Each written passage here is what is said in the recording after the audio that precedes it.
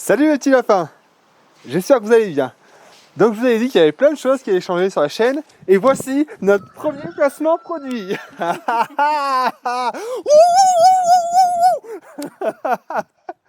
Je déconne. Mais bon, j'avais envie de vous parler un peu de matériel. Parce que vous savez quand même que j'en utilise pas mal pour faire ce qu'on est en train de faire. Et je vous avais parlé donc du fait que j'allais investir donc dans un broyeur en ayant au préalable revendu mon tracteur tondeuse. Donc c'est chose faite, il est arrivé dans la semaine. Quand on le reçoit, putain, elles font chier ces bestioles. Hein. Et donc quand on le reçoit, forcément il est conditionné de manière à tenir dans un carton comme celui-là. Et il y a un peu de montage à faire. Donc on le reçoit évidemment sans huile hein, pour pas que ça dégueulasse tout. Et cette trémie là elle est mise de côté. Ça aussi c'est mis de côté. Il a fallu aussi monter tu vois les roues. Je sais plus comment on appelle ça. Il y a un mot pour ça, c'est pas grave. Et cette partie métallique qui permet de soutenir. Cette protection aussi d'ailleurs qu'il faut qu'on finisse de visser, on a oublié encore. Et il fournit avec un espèce de tamis. Chez Agnès, t'as mis de côté. Tu l'as mis de côté? Ouais, j'ai mis à côté de... Ah merde. Attends. Ah oui, mais on a changé ici, donc c'est pour ça. Ah oui, c'est bien rangé ça. Ça faisait bloc livre. Enfin bref. Voilà. Donc ça, alors, ça doit être fait pour trier la matière en sortie de broyeur. On y a viré. On y a viré parce que je pense que ça va être sujet à bourrage. J'ai pas envie de faire peler, j'ai pas envie, je m'en fous en fait. Je veux que ça dégueule, donc on y a enlevé. Comme ça, on est sûr que ça va pas bourrer et il n'y a pas pour autant de problème de sécurité hein, puisque on n'a pas accès donc aux marteaux qui sont derrière ou aux lames. Donc je pense qu'on peut s'en dispenser. Moi, je vais m'en dispenser pour éviter tout simplement des bourrages.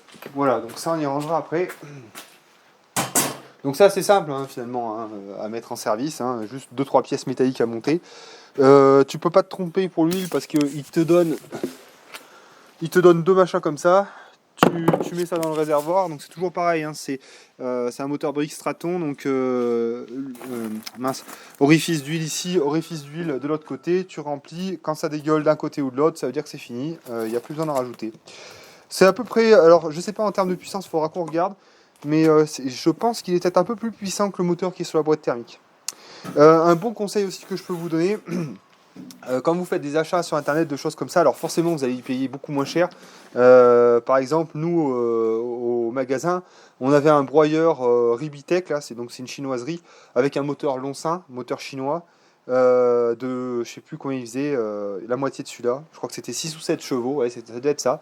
990 euros. Voilà, ça c'est ce qu'on vendait en magasin. Sur internet, 15 chevaux, 1000 euros. Voilà, donc moi je suis comme tout le monde, hein, je regarde un peu mon porte-monnaie, hein, parce que c'est bien beau soutenir le commerce local, machin, enfin bon, en plus soutenir les commerces locaux quand tu achètes du chinois chez eux, enfin bon, je vois pas trop ce qu'il y a de local, donc voilà. Pour ceux que ça intéresse, alors je le souligne, hein, pour ceux qui sont un peu premier degré, il n'y a pas de partenariat, celui-là je l'ai payé donc avec mon argent, et pour ceux qui aimeraient savoir où j'achète mon matos, moi j'achète sur Agri Euro, c'est là où j'avais acheté la boîte thermique, et c'est là où j'ai acheté le broyeur. C'est un magasin, à mon avis, européen, parce que celui-là, il doit venir d'Espagne ou d'Italie, quelque chose comme ça. Donc celle-là, hein, Italie, ouais. Donc c'est ce qui permet, encore une fois, d'avoir du matos pas trop cher. Voilà. Pourquoi est-ce que je ne l'ai pas acheté d'occasion? Bon, tout simplement parce que j'en ai pas trouvé d'occasion, parce qu'on n'en trouve pas vraiment d'occasion. C'est pas un truc qui est beaucoup acheté par les gens, en tout cas, de ce genre de puissance. C'est plutôt par les paysagistes, des choses comme ça. Enfin bon, bref. Du coup, j'en ai pas trouvé, donc j'ai acheté neuf. De toute façon, comme je vous le disais, ça va se revendre très bien. Et puis voilà, pour l'entretien, bon, je pense que ça va être assez simple. Hein. On a un cache-courroie ici, donc il faudra juste veiller à la courroie, si elle est en bon état ou quoi, la changer s'il faudra. Après, c'est un moteur simple, hein, bougie, l'huile, faire attention. Tout simplement, et puis bon voilà, après le reste ce sera de l'affûtage des marteaux et des lames. Donc du coup il y a deux trimis, il y a une trimie ici pour tout ce qui va être gros feuillage, et une trémie et petit branchage, tout ça. Ah, je suis aussi grande que la machine. Enfin, on n'y verra pas trop là, mais bon, enfin il y a une trémie comme ça et une autre trémie là qui va permettre de passer les gros branchages. Pourquoi? Parce qu'en fait, si vous voulez, enfin j'aurais dû regarder, montrer tout à l'heure, mais donc vous avez un dispositif de lame et de marteau qui va broyer dans ce sens pour le feuillage et monter en fait sur le même axe un espèce de disque avec des lames comme sur mon broyeur électrique. Et donc, quand on va passer les branches ici, ça va rencontrer les lames qui vont dans ce sens-là et qui vont permettre de couper la branche. Je ne sais pas si j'étais bien clair, mais à la limite, quand on sera en panne, on le démontrera, on regardera ensemble. Ah oui, parce qu'on sera forcément en panne un jour, hein, faut pas rêver. Hein. Quand on utilise des trucs comme ça, comme des guignols, au bout d'un moment, ça cassera, c'est fatal. Donc dès qu'on casse, on vous montre, comme ça, ça vous aide. Voilà, bon, mais il n'y a pas grand-chose de plus à dire. Mais, alors, si les points négatifs alors, il y a 2 points négatifs, mais on peut pas tout avoir. Hein. Le fait qu'on ait 2 trimis, il y en a certains qui sont un peu plus chers ou différents. Vous avez une seule trémie, vous passez dedans le bois comme le branchage, enfin vous triez pas quoi. Vous n'avez pas besoin de vous emmerder, vous passez tout dedans, ça arrache tout, il n'y a pas de problème. Donc ça c'est un gros avantage parce que tu n'as pas besoin de faire un tri préalable de ton feuillage, de tes branches. Tu n'as pas besoin de trier, tu balances tout dedans, ça sort, il n'y a pas de problème. Donc là on a quand même un tri qui va nous faire perdre un peu de temps, mais c'est comme ça. Donc ça c'est un point négatif qu'on peut avoir dessus. Autre point négatif, le broyat, il n'y a pas d'éjection en fait vers le haut. Il y a certains broyeurs qui ont une éjection vers le haut, en particulier ceux qu'on met sur les tracteurs. Et ça aurait pu être vraiment bien. Pourquoi? Parce que tu orientes ta sortie vers ta caisse de tracteur, ça balance tout dedans. Après, prends ton tracteur, tu lâches tout ça, avec un petit vérin hydraulique derrière là pour la caisse, parce que bon, on va pas s'emmerder non plus à lever la... Non, je déconne. Un jour, je ferai ça. Enfin bref. Donc l'éjection pour alimenter une remorque, ça aurait été pas mal. Bon, là, ça sera une éjection vers le bas. Donc, quelque part, ça va être un peu emmerdant parce que du coup, je sais pas comment ça va faire. Parce qu'en plus, on peut même pas mettre de... On n'a pas suffisamment de hauteur, tu vois, pour mettre un bac. Donc, ça va être tout par terre. Alors, on va voir comment ça fait. Ça va peut-être être une merde, ça. Ça va peut-être être une merde. Parce que du coup, il va falloir soit le déplacer, soit le ratisser le tas pour le mettre après dans la remorque. Enfin voilà, tu vois, c'est plus bas que le Viking. C'est plus bas que le Viking qu'on avait. Là. Donc il y a des chances pour que ce soit un peu emmerdant. Ça, pareil, je te le dirai. Je t'en parlais. On fera un retour là-dessus, mais je suis sûr que ça va être la merde, ça. Et puis voilà, bon, après, point positif, l'attelage. On va voir, j'espère qu'on peut le mettre au cul du tracteur. Ça pourrait être pas mal, parce que c'est quand même un peu lourd. Et comme vous savez, nous, on a pas mal de pentes et tout, donc ça serait pas mal de pouvoir le transporter avec le tracteur, le mettre sur place, et puis voilà. Bon ben voilà, après de toute façon ça va être à l'utilisation, hein, je vous dirai ce qu'il en est. Hein. J'ai pas trop de crainte vis-à-vis du moteur. Alors, conseil quand vous achetez sur internet, alors il y a de tout, hein, il y a tout. Il y a 3 grands moteurs, il y a Briggs Straton, Honda et Lonsin. En par ordre de qualité, donc d'abord Honda. Honda hein, c'est toujours 200, 300 euros plus cher pour la même puissance, mais c'est japonais, ça jouit d'une notoriété et d'une qualité sans pareil. Ensuite, il y a Briggs Straton qui serait derrière, presque à égalité avec Honda. Et en dernier, on a Lonsin. Lonsin, en fait, c'est la copie chinoise de Honda. Donc ça permet d'avoir du matériel encore moins cher. Par contre, on ne sait pas. C'est-à-dire que personne ne saurait dire la longévité, la qualité. Je trouve très peu de retours sur Internet. Certains disent que les culasses, la fonte, enfin l'alliage qui compose les culasses serait un peu tendre et que du coup on aurait des moteurs qui ne tiendraient pas dans le temps. D'autres sont très contents à voir. À voir. Je sais qu'Arnaud Leroy a acheté un truc dans ce style avec un moteur Lonsin. Il l'utilise comme un sagouin parce qu'il est professionnel, donc peut-être qu'il nous fera un retour sur les moteurs Lonsin, ça pourrait être pas mal de sa part. Moi j'ai joué et puis pareil pour la revente, j'ai joué la carte Briggs Straton. Briggs Straton c'est un truc connu. Voilà, tu dis aux gens ouais c'est un moteur Briggs, les gens qui connaissent un peu, voilà, dans leur tête c'est fiable, pas de souci, donc voilà. Donc déjà moi ça m'inspire confiance et puis je connais ces moteurs. Et aussi pour la revente, c'est un argument supplémentaire. Si on le revend un jour. Mais il faut toujours partir dans l'idée que ton matériel, un jour, tu vas le revendre. Voilà, voilà pour ce qui est de ce machin. Donc de toute façon, vous allez le voir à l'œuvre dans pas très longtemps. Mais là, on a d'autres chantiers à faire. Et puis on vous montrera ça au cours de la vidéo. Voilà. C'est tout. C'est tout ce que j'avais à dire. Voilà, et bah à plus tard, un petit lapin. Ah putain de merde. Bon, je vous montre la première panne déjà. C'est ici. Donc voilà, vous voyez, j'ai démonté le tableau de bord pour qu'on ait une vue d'ensemble. On voit rien du tout. Alors attends.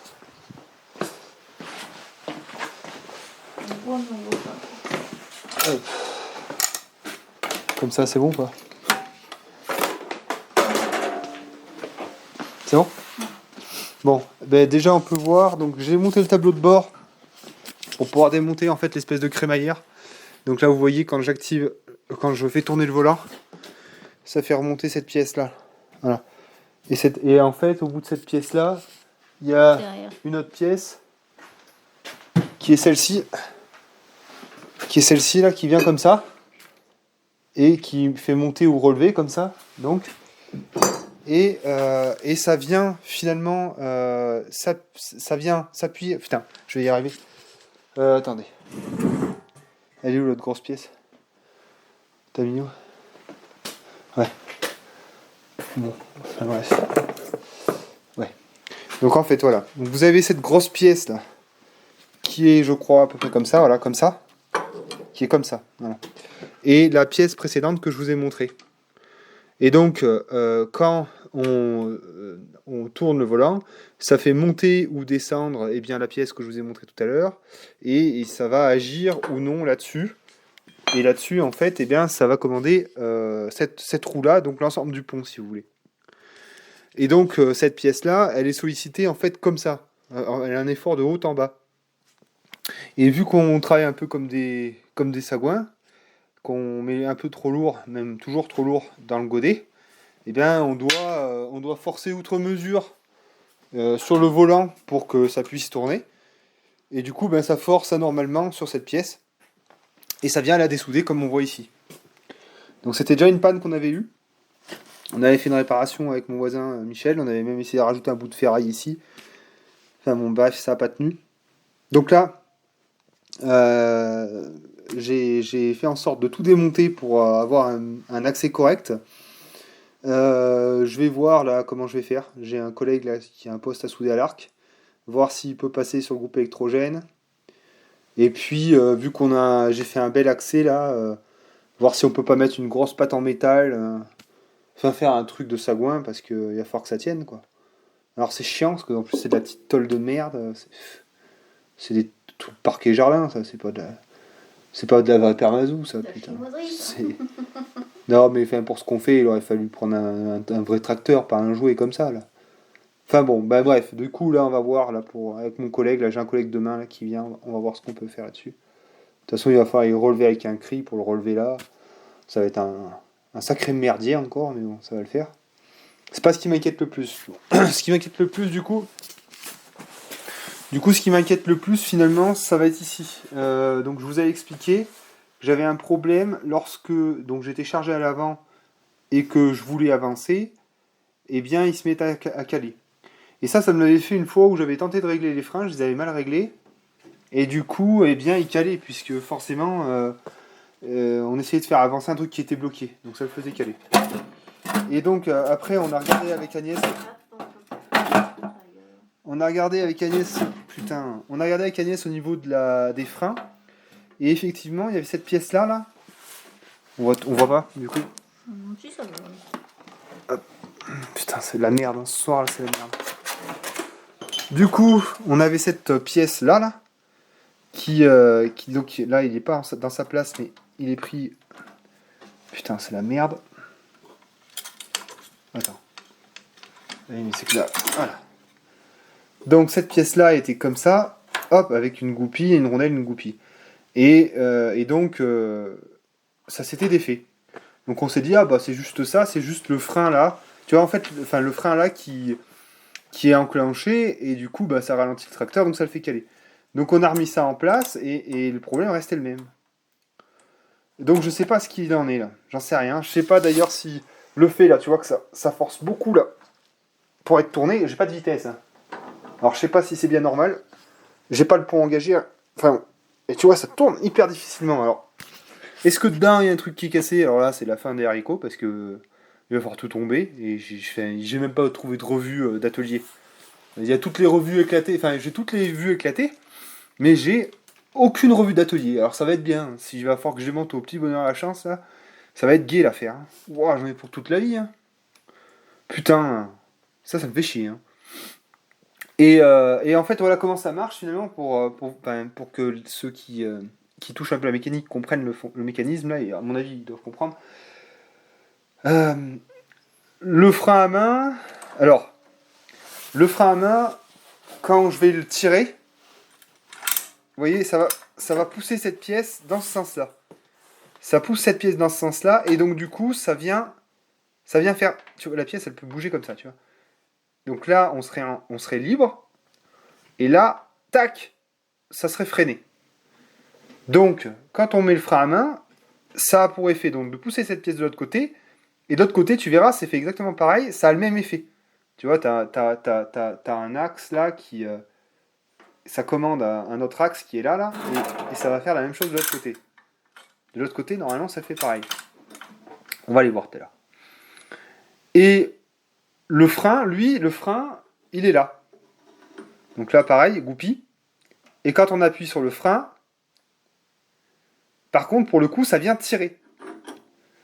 Donc ça vient envoyer cette pièce de ce côté, et donc freiner, comme l'aurait fait donc le frein à main. Donc normalement, donc là, je suis libre, là, je suis freiné. Et de l'autre côté, vous allez voir, c'est à peu près la même chose.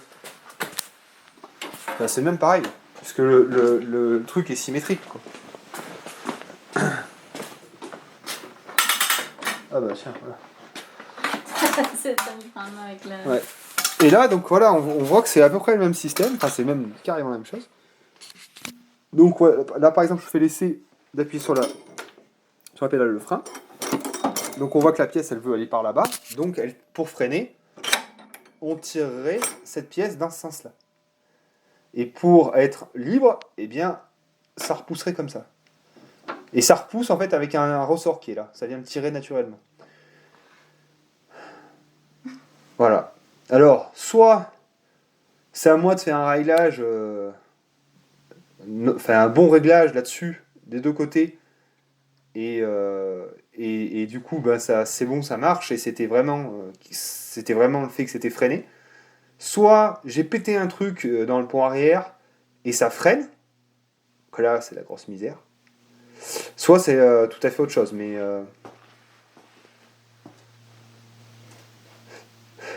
j'ai du mal à croire que ce soit autre chose, dans le sens où il y avait réellement quelque chose de pété au niveau des freins. Quand on a eu le problème, on s'est dit, attends, les freins, et il y avait un truc de pété. Donc j'aurais du mal à dire, ouais, non, c'est pas ça, c'est autre chose. Bon. Et limite, en fait, ce que j'ai envie de faire, c'est ressouder la pièce, là. Remettre tout ça au mieux propre. Enfin, même ne pas le remettre du tout, même. Peut-être juste mettre le frein à main. Je sais pas, enfin, me démerder. Et le tester, chargé sur du plat, mais qui n'est pas les freins. Et, non, mais ouais, non. Non, mais sur du plat, pas de frein, sur du plat, la pièce maintenue en position pour faire que ça freine pas, et voir s'il a ce problème. S'il a ce problème, ça veut dire que c'est pas les freins, puisque sans les freins, voilà. Bon, enfin bref, voilà, je suis un peu dans la misère. Là. Voilà. Ben, ça m'enchante pas du tout ça. Puis comme je vous dis, en plus, il n'y a pas de revue d'atelier. Hein. Ça, c'est PD, ça. Hein. Parce que, franchement, ça c'est énervant, quoi. Il devait avoir des revues techniques, là. Moi, j'ai pas de revue technique, là. Je trouve que toutes les vues éclatées et il n'y a pas de revue technique. Ça, c'est incroyable. Ça. Bon, enfin bref, si vous pouvez m'aider là-dessus, ça serait génial. Bon, moi, je vais essayer de me démerder, de toute façon. Et puis, j'en ferai une vidéo, parce que je trouve rien à ce sujet-là. Donc voilà. Allez, bisous mes petits lapins, bisous le Discord, merci pour votre aide, et à bientôt.